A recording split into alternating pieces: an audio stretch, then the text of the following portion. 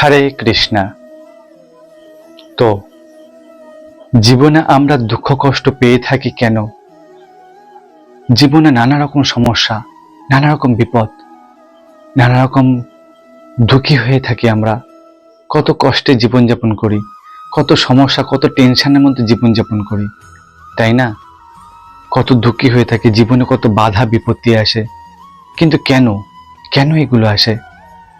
আমরা অনেক সময় অনেক কাউকে দোষ দিয়ে বসি যে ওর জন্যই আজ আমার জীবনটা সম্পূর্ণ ছারখার হয়ে গেল, তাই না?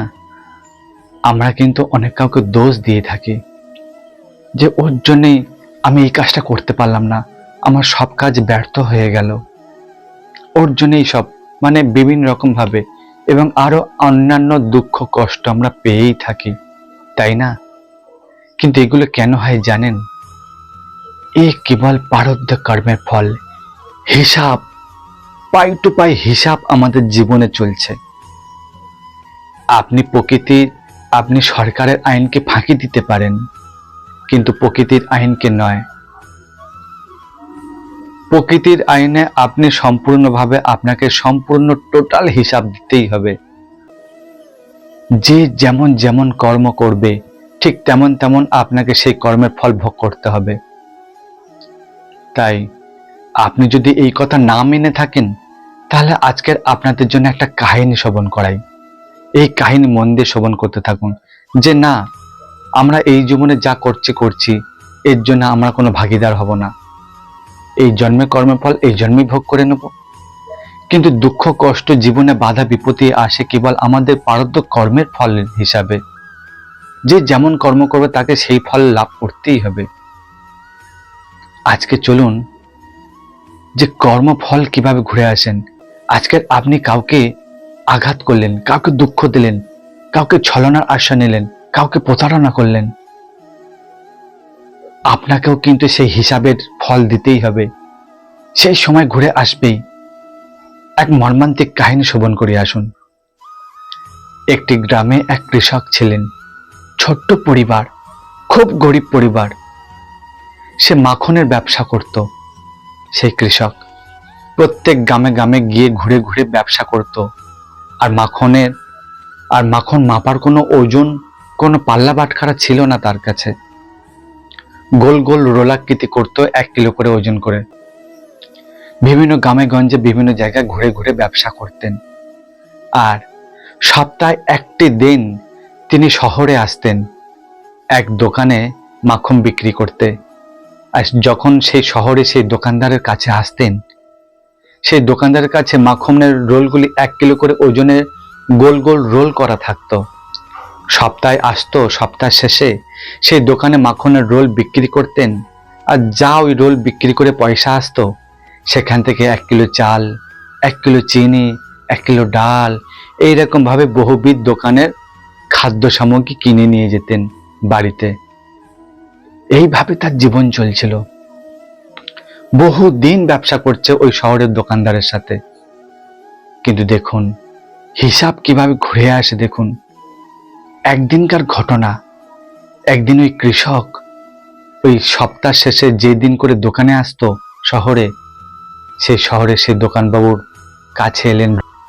1 কিলো করে ওজন থাকতো মাপা। তো যখন ওই দোকানদারের কাছে এলেন, তখন ওই কৃষক মাখনের রোলগুলোকে বিক্রি করলেন। পয়সা নিয়ে যা যা নেয়ার নিয়ে গেলেন। যখন কৃষক ওই দোকান থেকে বেরিয়ে চলে এলেন, ঠিক তারপরেই সেই দোকানদারের হঠাৎ মাথায় এমন এক কথা জাগলো, এমন এক প্রশ্ন জাগলো যে আচ্ছা, এই কৃষকের কাছ থেকে তো বহু বছর আমি ব্যবসা করছি, প্রত্যেক সপ্তাহে তার কাছ থেকে 1 কিলো করে ওজনের অনেক মাখন নিচ্ছি। আচ্ছা দেখি তো, তাকে তো কখনো তার কাছ থেকে এই মাখন নিই, কিন্তু কখনো মেপে তো দেখিনি। বিশ্বাস করেই তো আমি মাখন নিতাম।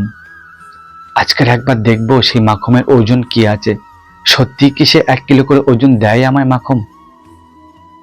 ব্যাস, যখন সেই মাখনের রোলগুলো মাপতে থাকলেন একটা একটা করে, প্রথম যখন মাখনের রোলটা পাল্লায় মাপলেন, তখন দেখলেন 900 গ্রাম ওজন রয়েছে।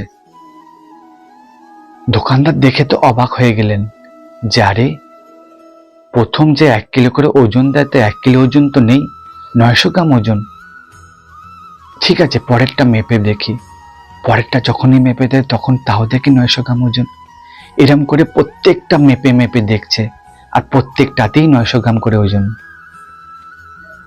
খুব রেগে গেলেন, আরে এত বছর ধরে আমাকে ঠকাচ্ছে।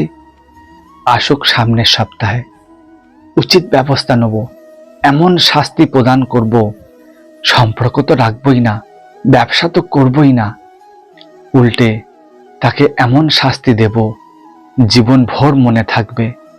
ব্যাস, সামনের সপ্তাহের জন্য তিনি অপেক্ষা করে থাকলেন। ব্যাস, কৃষকটি এদিকে প্রত্যেক সপ্তাহে আসতেন। ঠিক পরের সপ্তাহে যখন কৃষক সেই মাখনের রোল বিক্রি করতে এলেন দোকানদারের কাছে, দোকানদারের আশেপাশে যেসব দোকানগুলো ছিল সবাইকে জানিয়েছিল যে দেখুন, আজকের এই কৃষকের সাথে এত বছর ধরে ব্যবসা করছি, আর এত বছর আমাকে 1 কিলো করে ওজন দেওয়ার নামে 900 গ্রাম করে ওজন আমাকে ঠকিয়ে এসছে। আজ তো তার উচিত শাস্তি পেতে হবে। পাশের দোকানদাররা তো সবাই তো একমত, হ্যাঁ হ্যাঁ অবশ্যই, এই ব্যবসায়ী তো, এই ছোট্ট ক্ষুদ্র ব্যবসায় তো শাস্তি পাওয়ারই যোগ্য। যখন এই কৃষক মাখনের রোল নিয়ে দোকানে এলেন, ব্যাস, দোকানদারের তো মুখ তো গম্ভীর। কিছু কথা বলতে যাওয়ার আগেই দোকানদার যা না তাই ওই কৃষককে বলতে থাকলেন। এত বড় আসপদ্দা, অনেক কটু কথা বলতে থাকলেন, অনেক গালি গালাজ করতে থাকলেন যে তুমি আমার সাথে এত বড় প্রতারণা করতে পারলে, এত বড় প্রতারণা, যা না তাই বলতে থাকে। পাশের দোকানদার গুলোকে তো বলাও ছিল, তারা সবাই ছুটে এসে প্রতিবাদ জানাতে থাকলে যে একে শাস্তি দেওয়া উচিত, এই এত বছর ধরে এরম ব্যবসা করে আসছে, একে চিনে রাখা উচিত। ব্যাস, যত সবাই মিলে বলতে থাকে, সেই কৃষক, ওনার চোখ থেকে জল ঝরতে থাকে, আর উনি হাত জোড় করে বলতে থাকে, বাবু একবার আমার কথা শুনুন, একবার আমার কথা শুনুন, তারপর আপনার যা ইচ্ছা মনে হবে তাই করবেন। পাশের কিছু দোকানদার বলেন, ঠিক আছে, তোমার বলার সুযোগ দেখবো, দেখি তুমি কি বলতে চাও, কি প্রমাণ করতে চাও যে তুমি এই প্রতারণার কাজ তুমি করনি, ঠকানোর কাজ তুমি করনি, দেখি তুমি কি বলতে চাও। এই কৃষক বলতে থাকলেন, বাবু আমার তো বাটখারা কেনার পয়সা নেই, আমি এতটাই গরিব, যা অর্থ লাভ করি তা এখান থেকেই আমি 1 কিলো চাল, 1 কিলো চিনি, 1 কিলো ডাল, এরম ভাবে সারা সপ্তাহের বাজার করে নিয়ে যাই। কিন্তু প্রথম যেদিন থেকে ওনার থেকে ব্যবসা শুরু করেছিলাম, ওই 1 কিলো চিনি, 1 কিলো ডাল নিয়ে যেতাম বাড়িতে, আর ওই 1 কিলো চাল, 1 কিলো চিনি একটা পাল্লায় রাখতাম, আর অন্য আরেকটি পাল্লায় সে মাখনের তৈরি করা রোলগুলো আর একটি পাল্লায় রাখতাম। রেখে 1 কিলো ওজনের ডাল, 1 কিলো ওজনের মাখন এরম ভাবে মেপে নিয়ে আসতাম। এইরকম ভাবেই তো বাবু আমি প্রত্যেক সপ্তাহে আপনার কাছে আসি মাখনের রোল নিয়ে। আমার তো বাটখারা কেনার পয়সা নেই, ওজন কেনার পয়সা তো নেই, আমরা এতটাই গরিব। তাই কি করব বাবু, আপনার দোকান থেকে 1 কিলো চিনি, 1 কিলো ডাল নিয়ে যাই, সেগুলো এক পাশে রেখে আর এক পাশে মাখনের রোলগুলো মাপি। এরকম ভাবেই তো আপনাকে মাখন দিয়ে আসছি। তাহলে এখন কেন বলছেন আমি মাখন কম দিই? আমার মাখনের ওজন কম আছে, 1 কিলো ওজন নয়, 900 গ্রাম ওজন আছে। কেন বাবু, কেন? ব্যাস, যেই না এই কথা বললেন, আশেপাশে যারা তো ছিলেন সবাই তো টনক নড়ে গেল। যে কৃষক বলে কি, আর এই দোকানদারের কাছ থেকে 1 কিলো চাল, 1 কিলো চিনি নিয়ে যেত, ডাল নিয়ে যেত, সেগুলোকে এক পাশে রাখতো আর এক পাশে মাখনের ওজন করত। তাহলে তো প্রকৃতপক্ষে এই কৃষককে তো দোষ দেওয়া ঠিক হয়নি আমাদের। মনে মনে আফসোস করতে থাকে যে সত্যি যদি কেউ প্রতারণা করে থাকে, তাহলে তো আমাদের সঙ্গী থাকে এই দোকানদার, পাশের দোকানদার। এই দোকানদারই এত বছর এই এই সরল সাদাসিধে চাষিকে, কৃষককে ঠকিয়ে এসছে। সে নিজেই 1 কিলো চাল 1 কিলো ডাল দিত না, সে 900 গ্রাম করে ওজন তাকে দিয়ে আসতো। আর সে কিভাবে মেপে নেবে বাড়িতে? তার তো বাটখারে কেনার পয়সা নেই। সে তো বিশ্বাস করে নিয়েই যেত এত বছর ধরে। তাহলে প্রকৃতপক্ষে যাকে আমরা দোষ দিচ্ছিলাম, আসলে সে তো দোষী নয়, প্রকৃত দোষী তো দোকানদার, যাকে এত বছর ঠকিয়ে এসছে। ব্যাস, সবাই তো দোকানদারের উপর রেগে গেলেন আর দোকানদারকে মারধর করতে শুরু করলেন যে এই গরিব চাষিকে তোমার ঠকানোর এত বড় আস্পর্ধা হলো, যাকে তুমি দোষী করতে চেয়েছিলে যে ও মাখন ওজন কম দেয়। আরে ও তো সরল সাদা সিধে, ও তো আপনারই দেওয়া 1 কিলো ওজন মাল নিয়ে এক জায়গায় 1 পাল্লা চাপে আর 1 পাল্লা মাখনের ওজন মেপে নিয়ে আসতো আপনার কাছে। তাই প্রকৃত সেই তো সৎ, আর আপনি তো প্রকৃত প্রতারণা করে গেলেন। আপনার এত কিছু থাকতে তবু এক গরিব কৃষককে তোমার প্রতারণা করতে একটু গায়ে বাঁধলো না, একটু হৃদয় কেঁপে উঠলো না? তারা কত কষ্ট করে, তারা সংগ্রাম করে জীবন চালাচ্ছে, সংসার চালাচ্ছে। ব্যাস, দোকানদারকে খুব শাস্তি দিলেন। কি বুঝলেন এই কাহিনী থেকে? যে আপনি যদি কাউকে প্রতারণা করতে চান, কাউকে যদি ঠকাতে চান, কাউকে মিথ্যা প্রতারণা ফাঁদে ফাঁসাতে চান, হিসাব শুধু ধৈর্য ধরুন, শুধু সময়ের অপেক্ষা করুন। আপনার জীবনে এই হিসাব দিতেই হবে আপনাকে। তাই বাস্তব কথা, হিসাব দিতে হলো কি হলো না?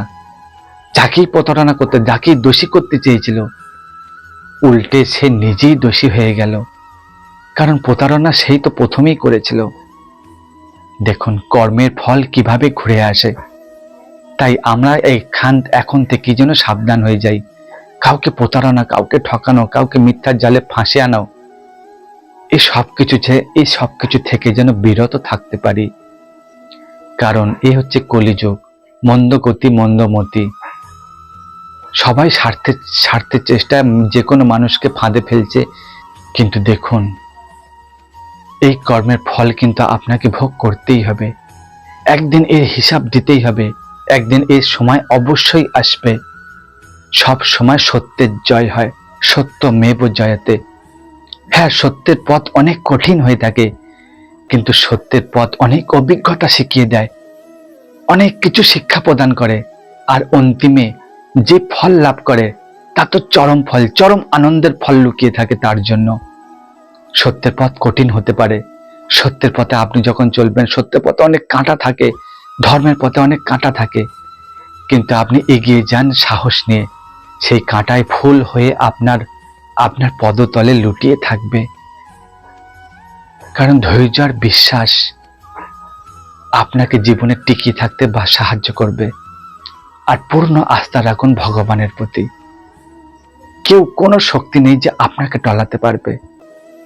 তাই হিসাব সত্যের পথে চলুন, ধর্মের পথে চলুন, ভগবানকে অনুসরণ করুন আর নিজের জীবনকে আনন্দময় করে তুলুন। কেমন লাগলো এই কাহিনী? যদি ভালো লাগে তাহলে বেশি করে শেয়ার করুন। আর এইরকমই সুন্দর সুন্দর লীলা কথা কাহিনী শুনতে চ্যানেলটিকে অবশ্যই সাবস্ক্রাইব করে রাখুন। দেখা হচ্ছে পরে অন্য কোনো লীলা কথা নিয়ে। ভালো থাকবেন, সুস্থ থাকবেন। হরে কৃষ্ণা।